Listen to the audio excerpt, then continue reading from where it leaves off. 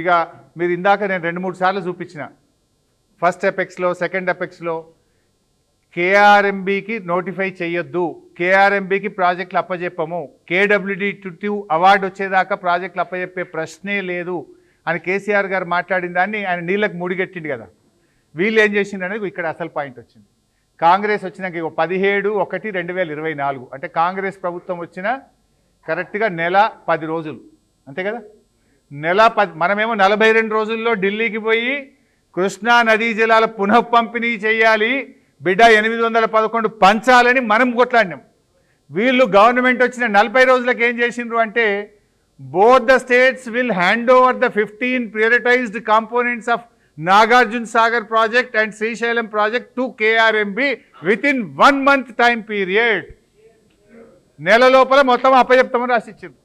10 ఏళ్ళు మనం ప్రాజెక్టులు అప్పచెప్పకుండా నీళ్ళు వచ్చేదాకా మేము అప్పచెప్పము అని పోరాడింది బీఆర్ఎస్. ప్రాజెక్టులు అప్పచెప్పకుండా కాపాడింది బీఆర్ఎస్.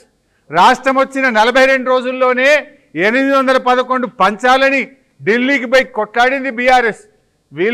వీళ్ళ ప్రభుత్వం వచ్చిన 40 రోజులకే ఈ ప్రాజెక్టులు మీకు అప్పచెప్తాము అని చెప్పి రాసిచ్చిండ్రు. దీని మీద కేసీఆర్ గారు గర్జించిండ్రు. ఇప్పుడు చూడండి ఒకసారి. కృష్ణా జలాలు కేఆర్ఎంబి అంటే కృష్ణా రివర్ మేనేజ్మెంట్ బోర్డుకు భద్రపల్లి ఆగబోయి అప్పచెప్పినారు ఈ గవర్నమెంట్. ఇదే జిల్లాలో ఉన్న మంత్రి ఉత్తమ్ కుమార్ రెడ్డి మనం మాట్లాడిన అసెంబ్లీలో మీరు కూడా విన్నారు. ఉమ్మడి రాష్ట్రమే నయం ఉండినట్టు ఆయన అక్కడ ఉమ్మడి రాష్ట్రమే మంచిగా ఉండే ఇప్పుడు మంచిగా లేదట. మరి శ్రీకాంతాచారి ఎందుకు చచ్చిపోయింది? ఇదే జిల్లాలో ఉంటే బిడ్డ ఎందుకు చచ్చిపోయింది? ఉద్యమకారులు అంత పెద్ద ఉద్యమం ఎందుకు జరిగింది? లక్షల మంది కోట్ల మంది ఎందుకు పాల్గొన్నారు? ఇంత సోయి తప్పి మాట్లాడతారు మంత్రులు. గవర్నమెంట్ వస్తే ఏం చేయాలా? పోయిన భద్రపల్లిగా సంతకం పెట్టారు, దాని మెమోరాండం దొరికింది. నీళ్ల మంత్రిగా పనిచేసిండు కాబట్టి అనుభవం ఉంది కాబట్టి నష్టం ఎంత తెలుసు కాబట్టి వెంటనే హరీష్ రావు గర్జించిండు. గర్జిస్తే ఒక 4-5 రోజులు నాటకాలు ఆడిండు, అబద్ధాలు మాట్లాడిండు. నిలబెట్టి మనం గట్టిగా అసెంబ్లీలు అడిగితే అసెంబ్లీ బడ్జెట్ జరుగుతుంది. మీరు చూసిండ్రు. బడ్జెట్ జరుగుతుంటే ఏమైతుంది? బడ్జెట్ అతి ముఖ్యమైన విషయం. ఎప్పుడు కూడా చరిత్రలో దాన్ని పక్కకు పెట్టి వేరే అంశాలు తీసుకోరు. కానీ అగమేఘాల మీద జరుగుతుంటే ఆ రగడ జరుగుతుంటే బిడ్డ మీ సంగతి బదాలను నిలబెడతా మిమ్మల్ని ప్రజల ముందే తెలుసుకుంటాం అని నల్లగొండ చెలో నల్లగొండ నేను పిలిపించిన. అంటే ఇప్పుడు మీరు చూడండి, ప్రాజెక్టులు అప్పచెప్తూ ఒకవైపు తీర్మానం చేసిండ్రు, కేసీఆర్ గారు గర్జించిండ్రు. నెక్స్ట్ టైం అయితే చూడండి. ఇక ఇది మళ్ళీ letter.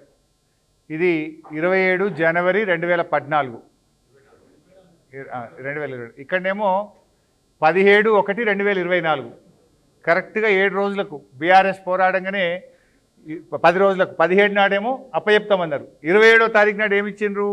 But the same was recorded in Telangana and agreed to hand over the components which is not correct.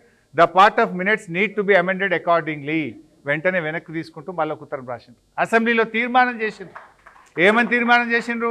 మేం ప్రాజెక్టులు అప్పచెప్పము, KRMB KWD2 అవార్డు వచ్చేదాకా ప్రాజెక్టులు అప్పచెప్పము అని అసెంబ్లీలో తీర్మానం చేసింది.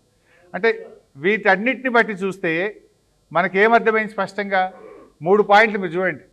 ఫస్ట్, ప్రాజెక్టులు అప్పచెప్పి వీళ్ళు కాంగ్రెస్ గవర్నమెంట్ రాగానే ప్రాజెక్టులు అప్పచెప్పిండ్రు, బీఆర్ఎస్ పోరాడితే ప్రాజెక్టులు వెనక్కి తీసుకున్నారు. నంబర్ 1.